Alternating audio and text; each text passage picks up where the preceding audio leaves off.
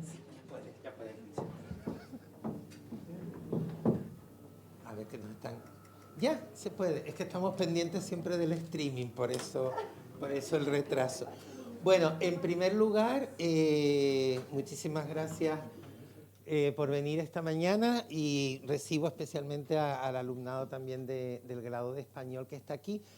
Se supone que nuestra invitada tiene que venir pues, de la filología y como siempre filología hispánica por lo menos se salta a veces las reglas a la torera. Y hoy, y como en otras ocasiones, hemos traído también a personas que no están vinculadas estrictamente a la filología, en el sentido, digamos, académico y de formación, pero que sí ha abierto muchísimos campos de contacto y de integración de la filología en otros campos. Como por ejemplo nuestra invitada de hoy, que es Licha Butac, de la Universidad Rovira y Virgili, de Tarragona, y es especialista en historia del arte. Pero sobre todo está abriendo un campo muy importante junto con el grupo Iconodance y con los estudios y con sus trabajos de investigación y su proyecto de investigación de dialogar los textos literarios, los textos artísticos y proponer una mirada mucho más integradora que abriría en el campo mucho más tradicional y ortodoxo de la Universidad Española de la historia cultural. De la historia cultural que es realmente uno de los, yo creo que es el mayor valor del trabajo de Licha, que ha sido premiada en varias ocasiones, sobre todo por su libro de la Sala Magna, su trabajo sobre la Sala Magna del Palazzo Chiaromonte de Palermo, y también pues ha sido, su currículum es extenso, pero a mí me interesa sobre todo destacar dos factores. Uno, su visiting scholar en el Instituto Warburg de Londres, porque es precisamente uno de los centros de generación de imágenes, de creatividad y de nuevas propuestas con respecto a la semiosis y a la cuestión de las relaciones entre imagen, palabra, historia, tradición, etcétera.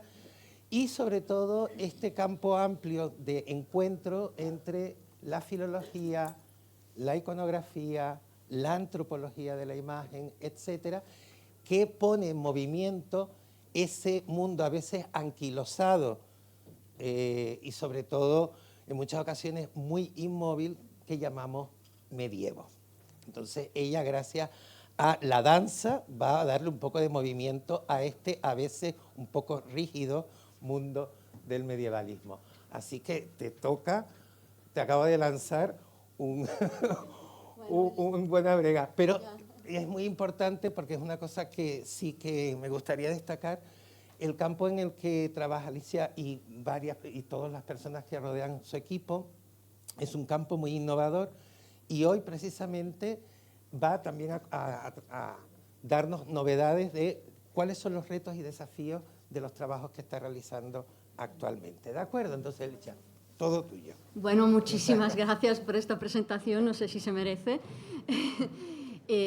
Yo también quiero empezar dando las gracias a la organización de ese magnífico seminario que tiene hoy y mañana y el viernes pues una serie de presentaciones muy atractivas, espero estar a la altura. Tengo que decir que es verdad, soy una historiadora del arte, lo admito, medievalista, también lo admito, pero tengo una formación de como filóloga clásica. Entonces, ese afán y ese interés para el texto escrito me ha acompañado y ha acompañado toda mi formación y todo mi recorrido de investigación también. No concibo separar el texto de la imagen. Las dos cosas comunican, hablan, se alimentan recíprocamente y creo que es un poco, ha sido un poco el corazón y el input inicial de la formación de la Constitución de Iconodanza en el 2011 ya en la Universidad Rovira y Virgili y de los 3 proyectos de investigación del Plan Nacional que llevamos desde entonces, todos ellos dedicados en diferentes contextos y cronología a la cuestión de la historia cultural de la danza.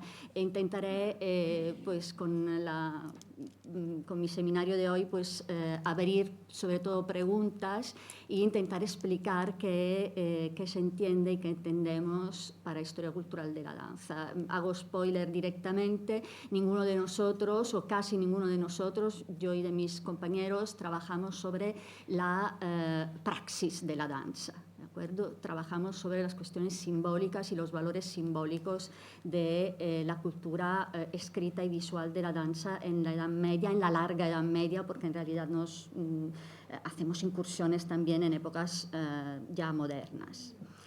Hace ya unas décadas que historiadoras del arte, antropólogos e historiadores se ponen preguntas sobre la naturaleza de la imagen medieval. ¿Cuál es el estatuto ontológico que nos puede transmitir? ¿Cómo interactúa con el observador? En síntesis, ¿a qué campo de conocimiento pertenece el estudio de las imágenes? Jean Wirth, Jean-Claude Schmitt, Jérôme Bachet, para nombrar solo algunos de los que han contribuido de forma sustancial al conocimiento de los modos y mecanismos de funcionamiento de la imagen medieval, se han puesto en repetidas ocasiones esta pregunta. Entre otras, la cuestión de la performatividad de la imagen, de cómo aproximarnos a los gestos, esquemas y emociones que en ella se exhiben, ha abierto un debate que sigue en vigor hoy en día. Mi objetivo humilde hoy es insertar en esta tradición historiográfica unas reflexiones sobre el funcionamiento de las imágenes coréuticas, es decir, de aquellas representaciones que ponen en escena danzas colectivas, bailes en solitarios, espectáculos festivos, procesiones, prestando especial atención a la narración que tiene como protagonista el cuerpo femenino.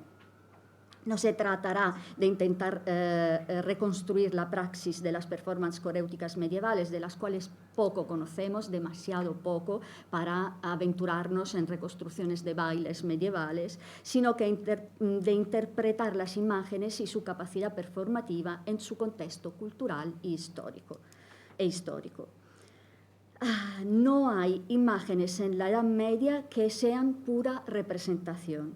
Con estas palabras, Bachet emprendía su análisis de la función de la imagen en la Edad Media en un texto en el cual definía un concepto que se ha revelado clave en los estudios de iconografía, la idea de imagen-objeto. Si la imagen permite, como recuerda Bachet, su uso y manipulación en el marco de los rituales sagrados y laicos de la época medieval, superando la mera representación y marcando su significado a partir de su materialidad, me pregunto qué papel juegan las escenas de danza y performance coreomusicales en este horizonte interpretativo. Antes de todo, la imagen coréutica construye, junto con los textos escritos, el discurso sobre la danza y su función en la sociedad medieval. Si consideramos la imagen danza como paralelo de la imagen objeto, es esta mi propuesta hoy para vosotros, con toda su potencial agencia dentro del contexto ritual cristiano, es posible entender cómo dichas figuras entran en resonancia con los ritos y los discursos condenatorios o positivos sobre música y danza en la Edad Media.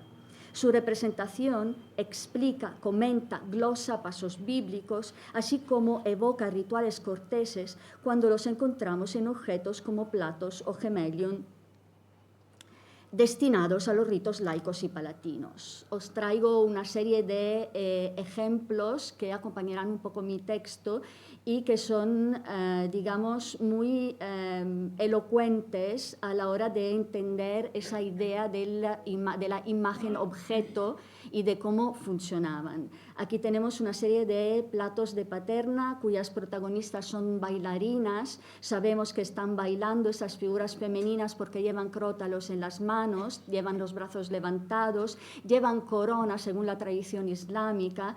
Fijémonos porque en esa imagen especial es muy interesante porque están en el interior de un palacio, en el interior de un castillo. El esquema iconográfico adoptado no es solamente lo del baile en solitario, sino que a menudo encontramos carolas, como en este plato del Museo del Diseño de Barcelona, Fijémonos también en la cercanía con armas, con escudos. Veremos ahora cómo interpretar ese binomio. Y aquí más imágenes. De hecho, en la cerámica de Paterna, la figura femenina danzante es protagonista de muchísimos platos. Tenemos una gran cantidad de estos objetos, a veces dispuestos de forma simétrica alrededor de un árbol de la vida, de un árbol simbólico o de varias otras formas geométricas. La misma imagen de bailarina danzante la encontramos en otro tipo de objeto que son los esmaltes de Limoges. En este caso es un esmalte que pertenecía en origen a una cajita. Aquí vemos cómo la figura femenina se ha transformado en sirena o arpía, es decir, en un ser híbrido, pero está danzando, la reconocemos por el objeto que tiene en la mano, son crótalos rectangulares. Es un tipo de objeto que aparece bastante a menudo en la iconografía musical, coreomusical del sur de la Francia y de la península ibérica. Aquí la tenemos más explícitamente en cuerpo femenino, la figura de la juglaresa. También otro medallón que probablemente era un elemento decorativo de una caja, de un cofre pequeño. Quizás donde encontramos más ejemplos es en los gemelion, en este objeto de la liturgia cortés que servía para lavarse las manos a la hora del banquete, que ve como protagonista a veces la figura de músicos y bailarinas, pero casi siempre figuras de bailarinas danzantes. Vemos como aquí se distribuyen alrededor de la forma del plato, se adapta la figura danzante a la forma redonda del plato y de sus escudos. La mayoría de las veces son escudos inventados, ¿de acuerdo? Estamos delante de una producción casi serial en este sentido, ¿no? Y aquí tenemos el esquema de la bailarina sobre las manos, que está haciendo acrobacia. Vamos a recordar esta imagen porque la volveremos a recobrar dentro de poco.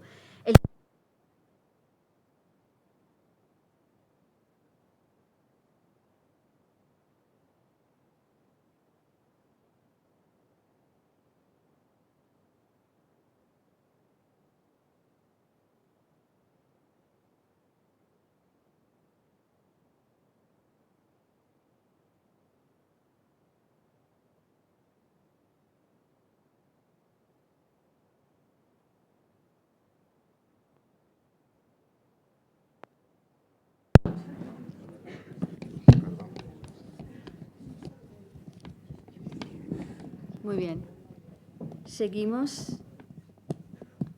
Gracias. Como os decía, el dispositivo espacial es un elemento esencial para entender el funcionamiento de la imagen danza. Platos y gemelion circulaban en el contexto de la liturgia laica y del banquete, en los interiores de los palacios y casas medievales, participando de forma activa a la construcción del rito.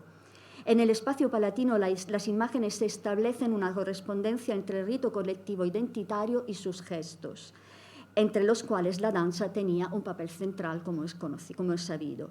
La imagen de danza, sin embargo, en ningún momento reenvía, desde mi punto de vista, a un referente en la realidad.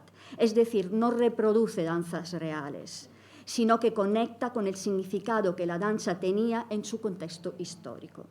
Asimismo, los bailes pintados en las paredes de habitaciones privadas o salas de recepción evocan rituales parecidos y reflejan el mismo interés para reiterar la liturgia celebrativa de la clase dominante. Las imágenes coréuticas son fundamentales en lo que Bachet llama el arte de producir lugares y espacios. La reflexión sobre lo que la imagen hace y lo que la imagen hace hacer se tiene que complementar, nos dice Bachet, con su papel en el hacer social. Bachet se refiere aquí sobre todo al espacio sacro, en su texto al espacio sacro, Pero ampliando esta perspectiva a los rituales laicos, no menos jerarquizados, veremos cómo la imagen construye espacios performativos, así que la idea de las imágenes como intensificadoras de los espacios sagrados se puede, a mi manera de ver, también aplicar a los espacios de la ritualidad laica y a los lugares ficticios y representacionales. En las salas de recepción, en la sala de banquetes, en las salas oficiales, dentro de casas privadas, de palacios y de castillos, nos encontramos con una serie de imágenes de danza también vinculadas básicamente a dos elementos que son la naturaleza, siempre tienen lugar en un espacio ficticio abierto, y los escudos, así como los hemos encontrado en los objetos. Aquí tenéis unos restos muy mal conservados, pero muy interesantes porque son muy tempranos, en Palma de Mallorca, en Can Catlar de Lloret. Tenemos una serie de músicos y bailarinas que se asocian a un elemento de justa con los caballos. Si nos vamos con esa otra imagen, nos vamos a Zúrich, y es interesante porque tenemos una cárola de hombres y mujeres, una cárola muy agitada, digamos, están saltando los personajes. También volvemos a encontrar esa unión entre lo que es el escudo de arma y la danza. Es la casa, probablemente era la casa de un judío, porque hay inscripciones en hebreo y otras escenas también relacionadas con el mundo cortesano, como escenas de falconería, de caza con el halcón. Aquí las tenéis. Otra imagen otro fresco muy conocido es lo del Castelroncolo en Bolzano. No se trata de una familia noble, sino de una familia que pretendía alcanzar la nobleza. Son mercaderes y se transforman son una especie de los Wintlers son banqueros, digamos. Están financiando el duque de Tirolo, y en lo que es el suntuoso palacio que se hacen construir en Bolzano, dedican una sala entera al ocio de la nobleza, y evidentemente la danza tiene un papel importante en la decoración de estos espacios. Danza y música, por supuesto. Fijémonos también en la presencia del jardín, porque será interesante, luego lo comentaré. En la Torre dell'Aquila, también en el norte de Italia, en Trento, cerca de Bolzano, es muy conocida la procesión en bassa danza de la torre, una imagen que se convierte en una especie de modelo para decoraciones en lugares decididamente más humildes, como lo de Palazzo Quadrio Chilici en Valtellina, que ha sido descubierto hace poquísimos años y está en proceso de ser estudiado, en donde tenemos una procesión muy parecida. Y os traigo una primicia, no está todavía publicado, se acaba de descubrir siempre en Valtellina una cámara picta dedicada también enteramente a la danza, aquí también a una bassa danza, una procesión en pareja en un jardín. Esa insistencia son solo algunos de los ejemplos que os podía haber sacado, y son de todas maneras muy elocuentes para ejemplificar esa idea de la construcción de un espacio de poder a través del discurso coréutico. En definitiva, las imágenes de danza en salas de recepción en los palacios de la nobleza, pero también en casas burguesas, intensificaban la función de dicho espacio y contribuían a la construcción de la identidad de clase. Una característica que comparten casi todas las representaciones de danzas en contextos palatinos es su ambientación en plein air, como hemos visto. La asociación entre danza y jardín, y más en general entre danza y naturaleza, se convierte en la Edad Media en verdadero tópico literario y figurativo. Las danzas asociadas al jardín reiteraban, ante de todo, el vínculo entre movimiento coréutico, armonía y naturaleza. Aquí hay también una referencia a, podemos decir, al concepto de buen gobierno, la nobleza como un conjunto armónico de la sociedad que se refleja en estas danzas circulares o en la baja danza. Las imágenes de danza en la naturaleza resignifican el jardín paradisíaco para convertirlo en espacio heterotópico de la ritualidad laica.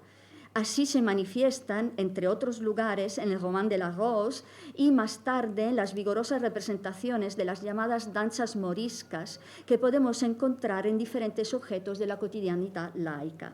La domesticación de la naturaleza es condición necesaria para la danza, para que la danza tenga lugar, y a su vez es la danza que define el espacio, lo resemantiza. La danza en cuanto gesto estructura el espacio un espacio que es litúrgico, vinculado al rito cortés. La naturaleza es entonces lugar y figura donde se desarrolla un diálogo entre el cuerpo danzante como cuerpo social y su entorno. En las moriscas se convierte en la clave para entender una danza que es esencialmente figura de la fertilidad y del amor. La relación entre danza y naturaleza se desarrolla en la Edad Media en múltiples direcciones, siendo a veces la misma danza figura de la naturaleza en cuanto fuerza generadora de la vida. Es lo que pasa en las imágenes de danza que encontramos en otro objeto danza, que es el tablero de juego, el famosísimo tablero de juego del Museo Nazionale del Bargello, en donde junto con algunas imágenes es un doble tablero, en la cornisa, en el marco del cual encontramos escenas musicales, procesiones, justas, escenas de cazas también, pero sobre todo moriscas, ¿no? Esa danza vital, esa danza de la vida exagerada, ¿de acuerdo?, que ha sido leída por Paula Nuttall hace algunos años. Paula Nuttall ha demostrado que las escenas del tablero florentino aluden al hecho amoroso y a la fuerza procreadora del acto sexual en el cual la danza es figura y metáfora. A través de la morisca y a través de leer las imágenes de danza, evidentemente al lado de todas las otras imágenes representadas en el marco del tablero. Aquí la idea del acto sexual se explicita clarísimamente con las dos parejas y la danza ficticia o el combate ficticio de esos dos personajes que aguantan la espada de una forma muy elocuente.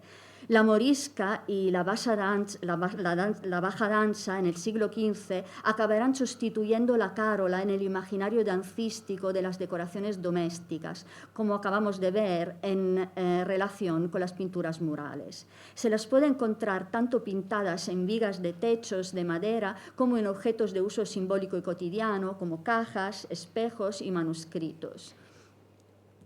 Su difusión se puede explicar a partir de las actuaciones espectacularizadas de la morisca en las cortes europeas y su difusión como baile popular en fiestas y celebraciones religiosas como el Corpus Christi en España.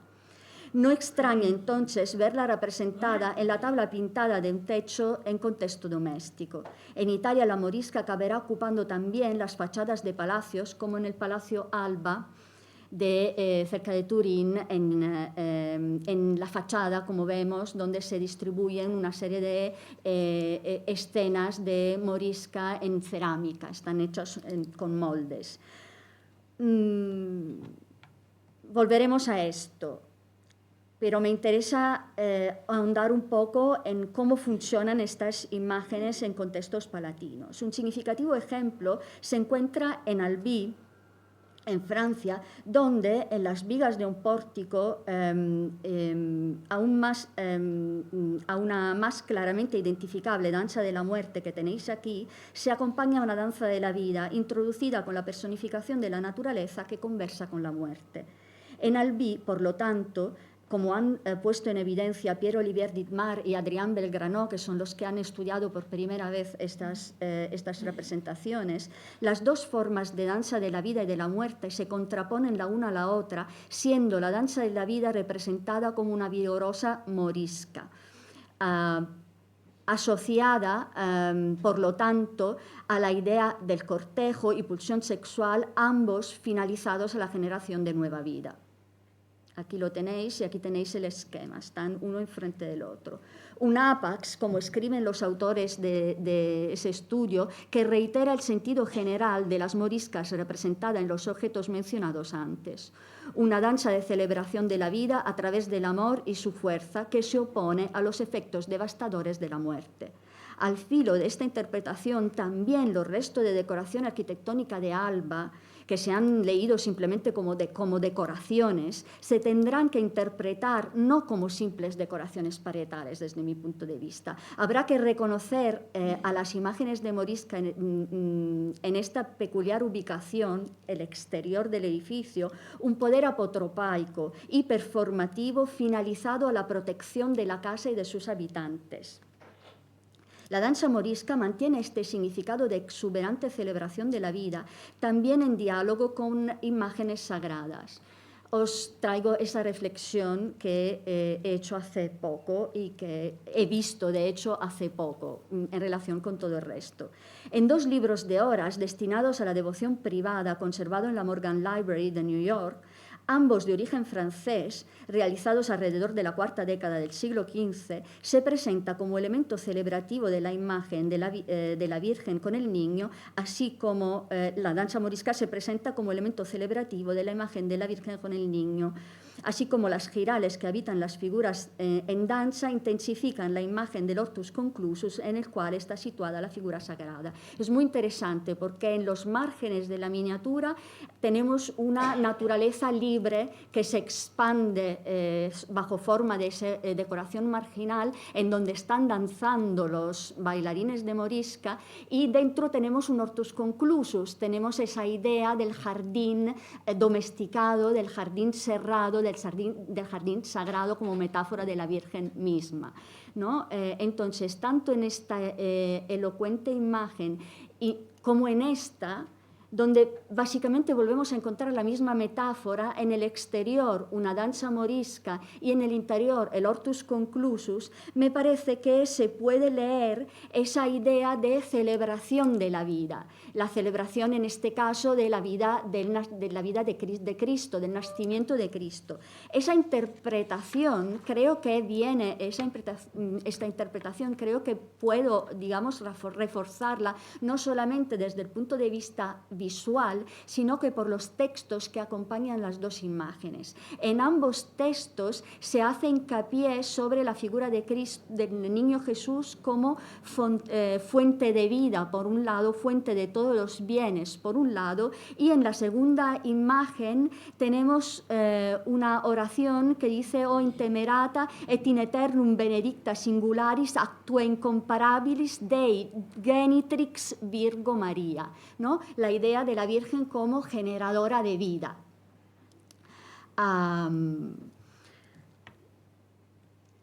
Como en el caso de cualquier otra imagen objeto, también para el análisis de la imagen danza será por lo tanto necesario considerar el dispositivo espacial, temporal y ritual asociado a su funcionamiento. Las imágenes de performance actúan con el campo del imaginario y por ende sobre el espectador como imagen ideal de rito mismo, así como la figura de danza, que expresan un significado esencialmente negativo, ponen en escena una ritualidad inversa de la cual huir. Las representaciones de danza vinculadas al hecho narrativo, por otro lado, dramatizan el mito y la historia, la rinden performance. En este contexto hay que entender la danza como forma simbólica de la concepción del cuerpo. Así, las imágenes de danza vinculadas con el relato bíblico por un lado y con los relatos corteses por el otro funcionan como modelos comportamentales y por lo tanto tienen el poder de incidir en la vida social y transformarlas. Todas imágenes de performance, alejándose de otro tipo de representaciones, hacen hincapié en esa vertiente teatralizada, espectacularizada de la narración. En esta óptica no hay duda de que podemos entender estas imágenes como performativas, es decir, con una incidencia en el espectador, con una carga agentiva que permite clasificarlas como imágenes que crean, como las palabras, actos, sean estos últimos rituales devocionales o vinculados a reacciones personales de quien las observaba. Texto e imágenes se pueden considerar acciones en el sentido que dio Jane Austen. Cuando una iconografía tiene un texto de referencia bien definido, los dos contribuyen a la acción performativa de su recepción. Si la imagen se desvincula del texto normativo o de referencia, la performance representada produce un efecto o acción diferente. Es el caso de la iconografía de Salomé, entre otros ejemplos que podía aducir, danzantes en la tradición occidental y en la tradición bizantina. En la tradición occidental, la imagen de Salomé siempre sigue el relato evangélico. Tenemos primero la danza, luego tenemos como consecuencia de la danza la decapitación del Bautista, el martirio del Bautista, y entonces la entrega de la cabeza a Herodíada. Es una historia que se nos narra por imágenes siguiendo diferentes esquemas. Fijaros en la imagen de la bailarina sobre las manos, aquí con sentido clarísimamente negativo, a diferencia de lo que hemos visto al principio de la charla. Aquí la volvemos a encontrar, son manuscritos todos de ámbito inglés, la imagen de la bailarina acróbata de hecho se encuentra muy a menudo en este contexto.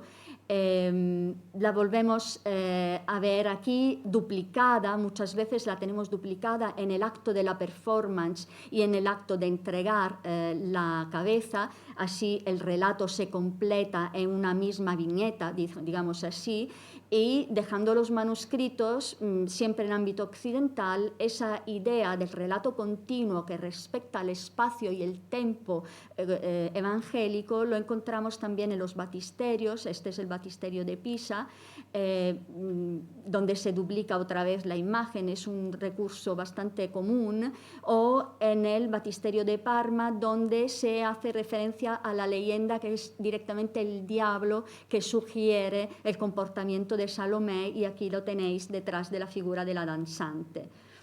En contexto italiano, la Salomé se representa como una niña, siempre tiene un tamaño inferior, respetando todavía más a la letra lo de puella, ¿no?, que es el término que se utiliza en los evangelios, y con una danza muchísimo más contenida respecto a la que hemos encontrado en contexto inglés o en contexto alemán, como en esta imagen de Münster, donde volvemos a tener duplicada la imagen y se nos relata en la zona del mismo altar con un espejo, con un efecto espejo interesantísimo, porque detrás de la mesa de Herodes, delante de la mesa de Herodes tenemos la mesa del altar donde se celebra el acto litúrgico, ¿no? Hay esta amplificación del concepto de mesa y de rito.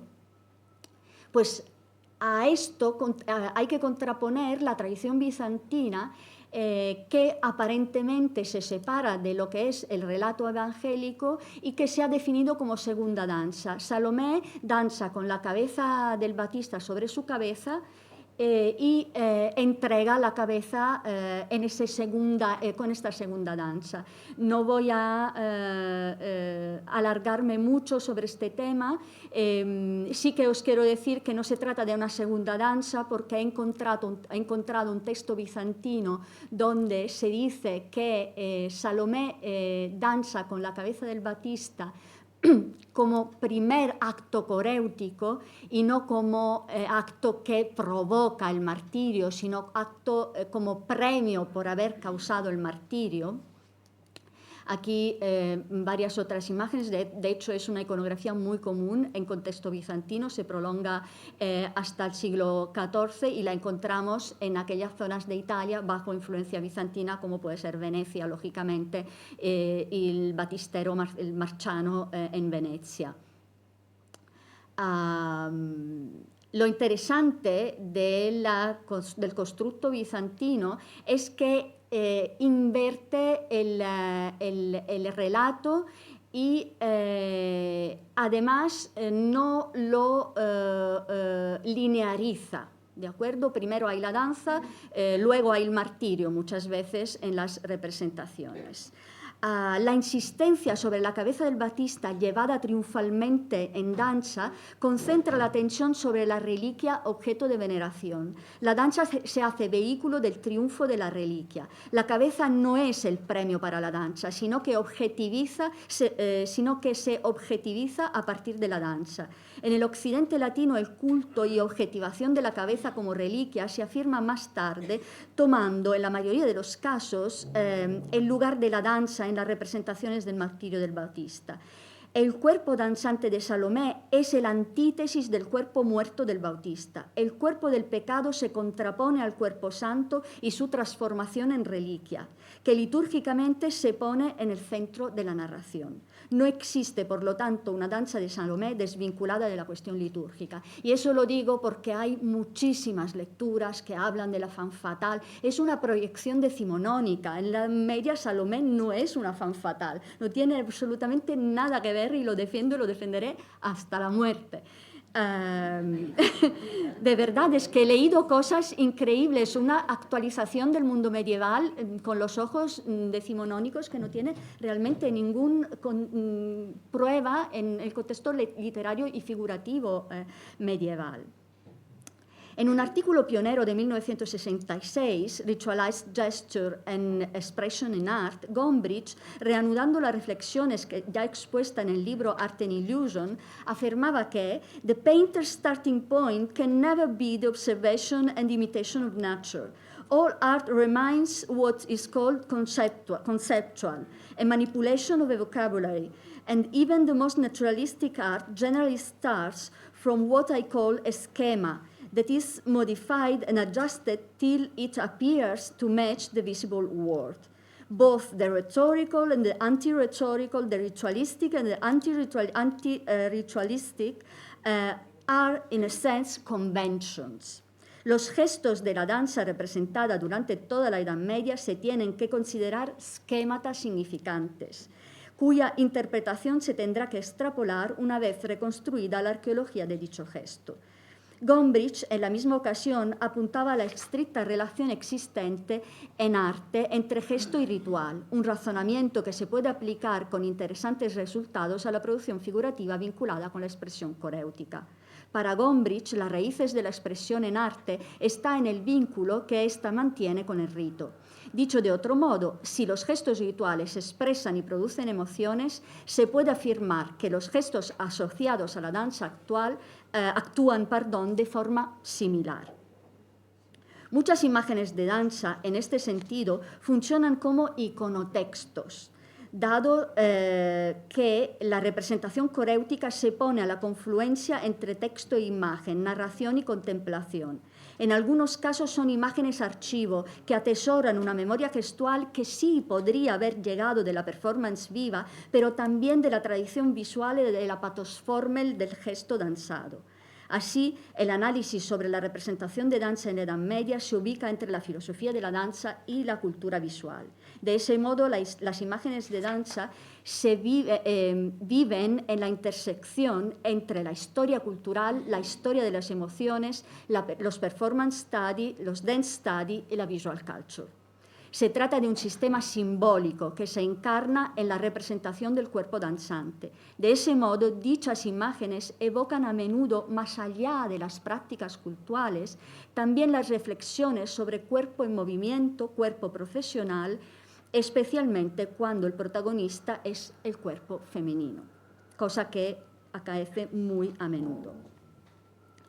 Llegados a este punto, para adentrarnos ulteriormente en la que podemos definir la cultura visual de la danza en la Edad Media, habrá que distinguir entre tres categorías de imágenes. Voy a hacer un poco el punto de la situación de lo que he dicho hasta aquí. Lo que denomino la danza-relato, lo que se puede denominar la danza-rito y finalmente la danza-figura. La primera funciona de bisagra narrativa de un episodio conocido.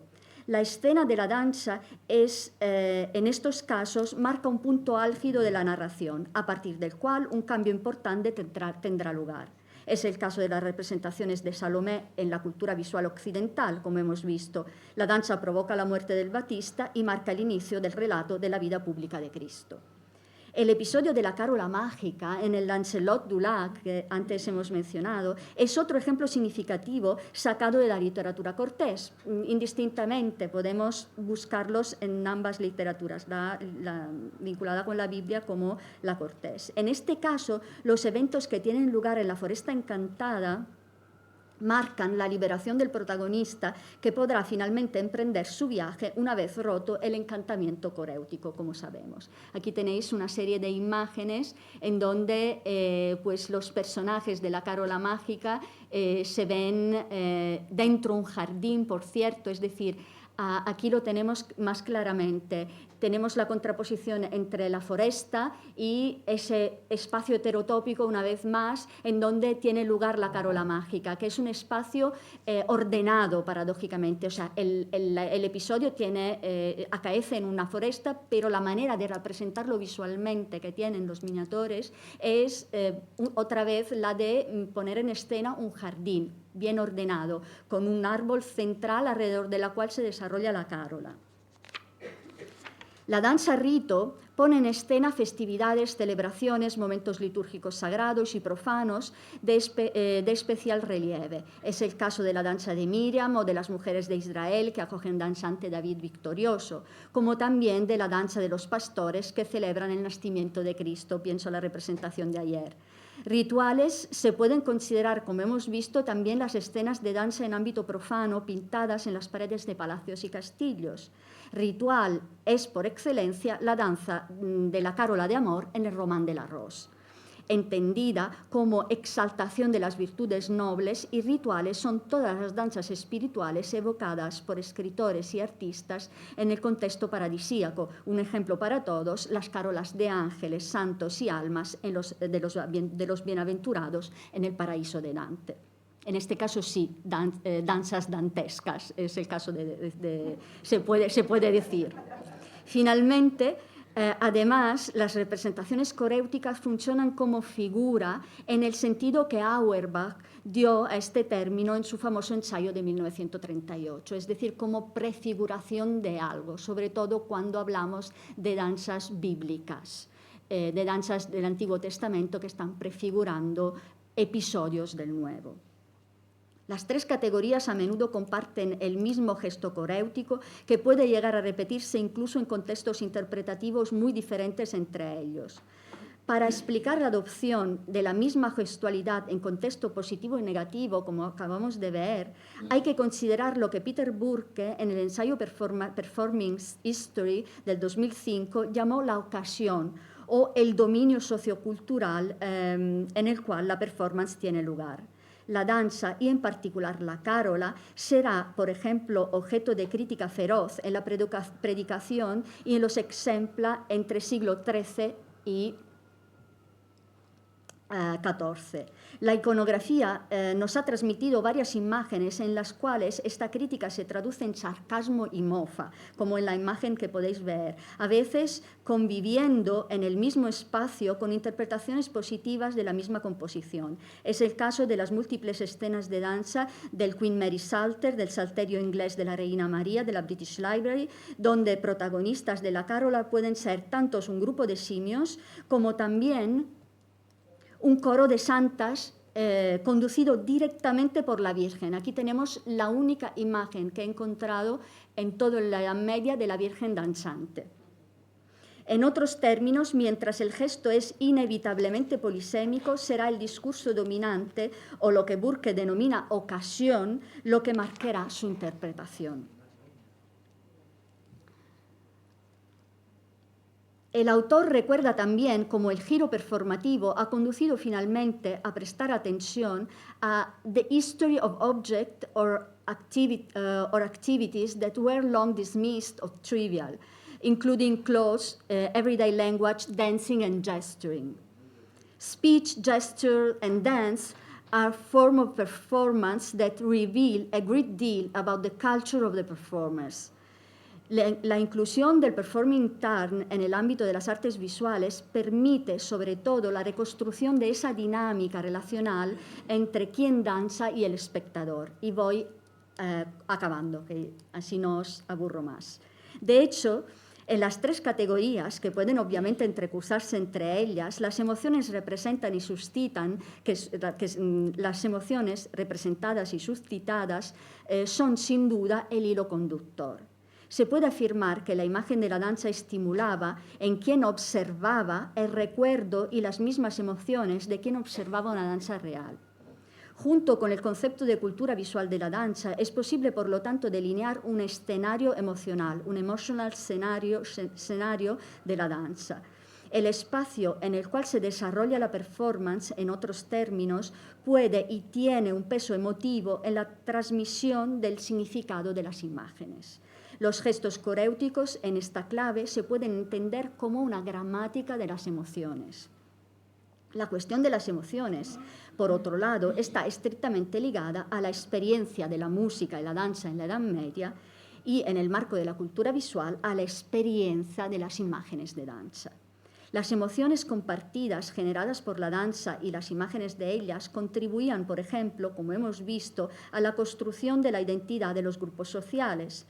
Las clases nobles se identificaban en el movimiento de la carola y más tarde en la baja danza por su cadena ordenada y pausada, mientras una comunidad religiosa podía ver legitimada su danza a través de la visión de danzas angélicas y de santos en contextos paradisíacos. Las danzas representadas practicadas en contexto litúrgico o sagrado contribuían, por otro lado, al control del cuerpo, de su código gestual y a mantenerlo aislado del deseo sensual. Las escenas coreomusicales se tienen que entender como un dispositivo en el cual juega un rol central la mirada del espectador, su capacidad mnemónica de evocar la narración vinculada a la imagen y su permeabilidad a las expresiones vinculadas a las imágenes. Sean ellas positivas de goce y felicidad, sean ellas negativas cuando en ocasiones apelan al sentimiento de culpabilidad de quien asiste a danzas prohibidas e ilícitas. La mirada, por lo tanto, tiene un peso y un rol importante en las emociones provocadas por la danza. El ojo es la puerta a través del cual emociones positivas y negativas, las pasiones y la lujuria, entran en el espectador. No faltan las fuentes bajomedievales, especialmente los exempla, en los cuales este efecto emotivo causado por la vista se transforma en el principal argumento de condena de la danza. Las imágenes de danza lujuriosas intensificaban la experiencia del pecado, así como aquellas corteses intensificaban aquella del goce y del placer. La mirada, especialmente dirigida al cuerpo femenino, por lo tanto, es vehículo de pecado. La cuestión de la mirada es esencial en la Edad Media y tiene que ver con la actividad de la imaginación, es decir, aquella facultad mental que permite visualizar lo invisible. Mirar una imagen de danza, por lo tanto, implica percibir movimiento y música con el ojo y el oído interior. Como recuerda Carlavino, el mismo acto de ver es considerado en la Edad Media una performance. Para acabar, os llevo dos ejemplos. Para acabar de ejemplificar lo que os acabo de decir, os traigo dos ejemplos, uno positivo y uno negativo. En la vida de San Benedicto, escrita por el abad Desiderio de Montecassino, traducción del segundo libro de los diálogos de Gregorio Magno, una visión peculiar perturba la vida monástica comunitaria a la que eran déditos los santos y el santo y sus hermanos. En el conocido leccionario, que es el que tenéis aquí, para las fiestas de los santos Benedicto, Mauro y Escolástica, Vaticano Latino 1202, al folio 36 recto, que el abad Desiderio mandó realizar a finales del siglo XI para la abadía de Montecassino, se recoge un episodio relatado en el 8º capítulo de la vida del santo, en el cual Benedicto es víctima de la envidia y el odio de Florencio, sacerdote de la vecina iglesia. Este último, no habiendo conseguido matar al hombre santo, decide introducir furtivamente en el convento un grupo de 7 mujeres que danzarán desnudas en el jardín conventual con el objetivo de inducir al pecado la entera comunidad monástica, solamente a través de la visión. En el siglo XV, el modelo iconográfico del leccionario de Montecassino sigue vigente. En un manuscrito conservado en Múnich, en la Bayerische Stadtbibliothek, conocido como el Metterner Regel, una redacción bilingüe latina-alemán de la regla de San Benito, es un manuscrito fechado en 1414, nos encontramos con el mismo esquema iconográfico. Pero es que me interesa muchísimo esa imagen del siglo XV, porque es una imagen en la cual se ha borrado el cuerpo desnudo, ¿de acuerdo? Y tenemos los espectadores que se tapan los ojos para evitar que el pecado entre en sus propios pensamientos. Es una imagen agente clarísimamente, ¿no? Performativa y agente, es muy explícita. En el breviario franciscano, algo muy parecido, es mi último estudio algo muy parecido pasa en un breviario franciscano conservado en la Bodleian Library de Oxford, el DUS 313, que contiene un número extraordinario de imágenes danzantes, de imágenes de danza espiritual. ¿Vale? Todas siguen el mismo esquema. Tenemos al rey David que toca, 3 personajes o 4 que están danzando y tocando los instrumentos y una visión celeste frente de sus ojos. En el breviario franciscano, las numerosas imágenes de danza actúan como intensificadoras del rezo. Se presentan como modelos performativos de la contemplación que conduce a la visión divina. Es un breviario franciscano, es decir, es un libro litúrgico. Todas las imágenes de danza están en correspondencia de las antífonas. Eran un modelo visual de cómo interpretar entonces estas danzas.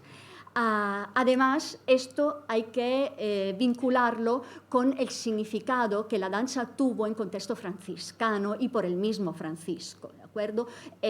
Por Francisco nos lo dicen los episodios hagiográficos de la vida del santo, la danza es un mecanismo para elevarse hacia Dios, para llegar a la contemplación. En ese breviario del siglo XIV se pone en escena ese proceso de contemplación y visión divina a través del movimiento corporal. En definitiva, las imágenes de danza se convierten en un documento-monumento fundamental para la reconstrucción de la historia cultural de la danza y de las emociones, y su estudio no se puede desvincular de la aproximación metodológica delineada por los estudios performativos, principalmente en función de lo que ha sido denominado performatividad de la imagen medieval y su capacidad agentiva. Acabo con esta imagen, ¿de acuerdo?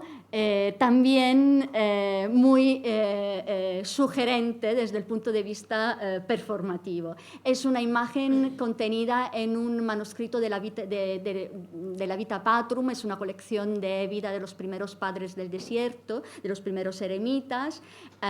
Es una visión que tiene el monje, veis que se ha dormido y se le aparecen una serie de diablos unidos en cárola o tresca, ¿de acuerdo? La visión, sin embargo, no solamente pasa por el sueño, sino que es una visión auditiva también. Los diablos emiten sonido por la boca, por la cual flamas, y por el culo, a través del cual también están saliendo flamas. Es decir, la visión tiene algo que ver también con la audición y con esa idea de la performatividad de la imagen y de cómo se recibían estas imágenes, de cómo se contemplaban y de la función que tenían en la Edad Media. Muchas gracias.